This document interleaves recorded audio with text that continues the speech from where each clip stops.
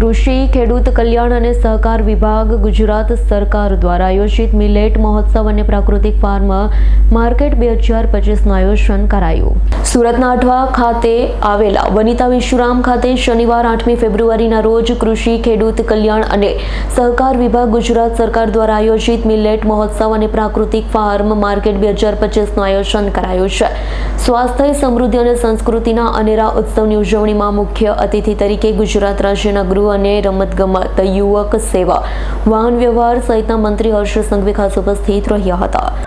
આજે સુરત ખાતે મિલેટ્સ ફેસ્ટિવલનું આયોજન કરવામાં આવ્યું છે, જેમાં દક્ષિણ ગુજરાતના દરેક જિલ્લામાંથી પ્રાકૃતિક ખેડૂત ભાઈઓ અને બહેનો પધાર્યા છે અને એમને પોતાના પ્રોડક્ટ્સ મિલેટ્સ, પ્રાકૃતિક શાકભાજી, ફળ આ બધા પ્રોડક્ટ્સનું ડિસ્પ્લે કરવામાં આવ્યું છે.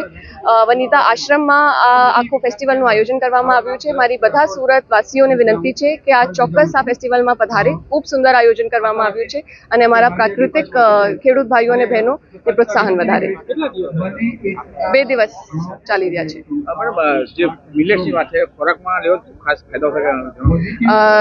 મિલેટ્સ જે એક વસ્તુ છે આ પર્યાવરણ માટે પણ સારું છે અને આ સાથે સ્વાસ્થ્ય માટે પણ સારું છે.